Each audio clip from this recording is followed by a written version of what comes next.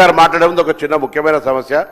Hyderabad incharge మంత్రిగా నేను Bharatiya Janata party ఇక్కడ ఉంది కాబట్టి కొంత వాళ్ళ లీడర్షిప్ తోటి యాక్సెస్ ఉందని అనుకుంటున్నా. ఉందా లేదా ఇప్పుడు ప్రూవ్ అవుతుంది.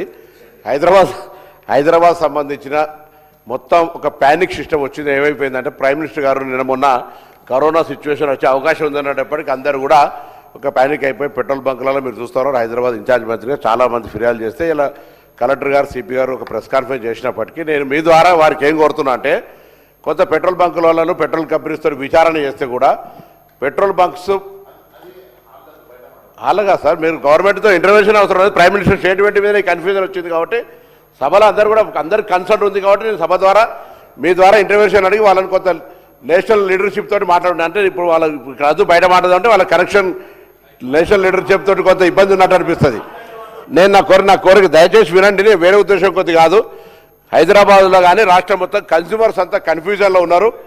బంక్ ఓనర్స్ అంతా బంకుకు సంబంధించినటువంటి ట్రాన్సాక్షన్స్లల్లా ఓల్డ్ డ్యూ 70-80 లక్షలు ఉంటే కూడా మొత్తం కట్టమని చెప్పి అది కడితేనే స్టాక్స్ ఇస్తామని చెప్పడం అనేటువంటి ఒక రీజన్ వల్ల ఇవాళ పెట్రోల్ బంకులకు స్టాక్స్ ఇవ్వక కంప్లీట్గా ఆన్ డిమాండ్ మొత్తం డిమాండ్ పైసలు కడితేనే వాళ్ళకి స్టాక్స్ ఇచ్చి ప్రీవియస్ బిజినెస్ రిలేషన్ కంపెనీస్ నుంచి మొత్తం కట్ ఆఫ్ చేసుకొని జరుగుతున్నటువంటి అట్మాస్ఫియర్ వల్ల ప్రైమ్ మినిస్టర్ గారి స్టేట్మెంట్ వల్ల ప్యానిక్ అయిపోయి మొత్తం 60 రోజుల స్టాక్ తెలంగాణలో ఉంది. అయినప్పటికీ కూడా పబ్లిక్ కన్ఫ్యూజ్ అవుతారు. దాని ఒక క్లారిటీగా మీ తరఫున కూడా హైదరాబాద్ కానీ తెలంగాణ ప్రజలు ఎక్కడ ఇబ్బంది పడద్దు. 60 రోజులకు సరిపడేటువంటి పెట్రోల్ నిల్వలు కానీ ఇంటి అవసరాలకు సంబంధించి ఎల్పిజి కమర్షియల్ ఎల్పిజి ప్రాబ్లం ఉంది అందరికీ తెలుసు.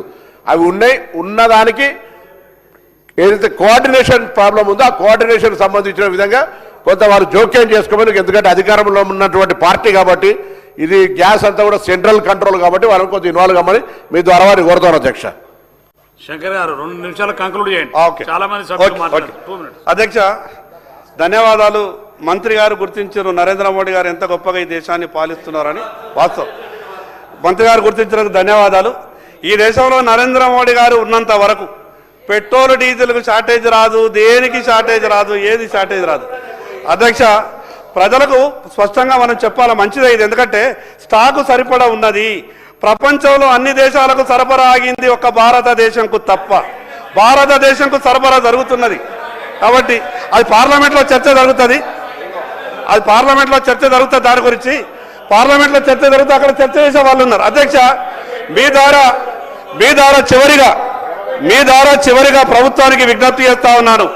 గిరిజనులకు చాలా మందికి ROFR పట్టాలు పెండింగ్ ఉన్నాయి కాబట్టి ప్రభుత్వం వెంటనే ROFR పట్టాల మీద దానికి సంబంధించినటువంటి విషయాల మీద ఇబ్బందులు ఏమన్నా ఉంటే ప్రభుత్వం అధికారులను పిలిపించుకొని పెండింగ్లో ఉన్నటువంటి ROFR పట్టాలు కూడా అన్ని ఇవ్వాలని చివరిగా నా ఆదిలాబాద్కు సంబంధించిన విషయం అధ్యక్ష.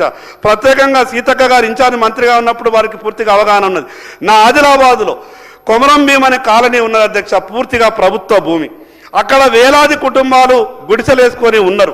వెంటనే ప్రభుత్వం వాళ్లకు పట్టాలిచ్చి కోర్టులో కేసులు ఏమన్నా ఉంటే ప్రభుత్వం తరఫున అఫిడవిట్ ఇచ్చేసి ప్రభుత్వం ఏదో కోర్టు రేపైనా నిర్ణయం తీసుకుంటే ఆ నిర్ణయం ప్రకారం కాంపెన్సేషన్ పట్టాదాలు మిగతా వాళ్ళకి ఇవ్వండి. కానీ వెంటనే వాళ్లకు పట్టాలు ఇప్పించి ఈ ప్రభుత్వం ఆ కొమరం భీం కాలనీకి ఇండ్లు నిర్మించి ఇవ్వాలని ఈ ప్రభుత్వం కాంగ్రెస్ పార్టీ ఎన్నికల మేనిఫెస్టోలో పెట్టినటువంటి ప్రతి ఒక్క హామీని నిలబెట్టుకోవాలని మీ ద్వారా ప్రభుత్వాన్ని విజ్ఞప్తి చేస్తూ మరొకసారి మీకు ధన్యవాదాలు తెలియజేస్తూ సెలవు తీసుకుంటున్నాను అధ్యక్ష. రాకేష్ రెడ్డి గారు ఓన్లీ 5 నిమిషాలే రాకేష్ గారి స్పెషల్ టైం. 5 నిమిషాలు మిగతా సభ్యులు. ధన్యవాదాలు అధ్యక్ష. ఈరోజు సోదరుడు జడ్చర్ల ఎమ్మెల్యే గారు అనిరుద్ధ్ రెడ్డి గారు లేవనెత్తిన అంశం అధ్యక్ష. ఇది ఉత్తర తెలంగాణకు చాలా ఉపయోగకరం అధ్యక్ష. ఎందుకంటే మా ప్రాంతంలో కల్తీ కళ్ళు అంటే వేలాది మంది అస్థిపంజరాలాగా తయారవుతున్నారు అధ్యక్ష. అదే టకీలా, అదే సోదరుడు మంచి పేరు పెట్టింది టకీలా అని. ఇది ఒక అందుకు అంటే మా specially for Armoor and Nizamabad జిల్లా, కరీంనగర్ జిల్లా చాలామంది ఈ అల్ఫాజోలం కల్తీ సారా దాగి అది ఇది తెల్లకళ్ళు బయటిది మొత్తం అస్థిపంజరాలాగా తయారవుతున్నారు, పిచ్చోల్లాగా తయారవుతున్నారు, దుబాయ్ జైళ్ళలో పడుతున్నారు. దీనివల్ల మేము చిన్నప్పుడు అధ్యక్ష మా ఊర్ల చుట్టంతా రావుట్ల, సిరికొండ, బంజారాలు,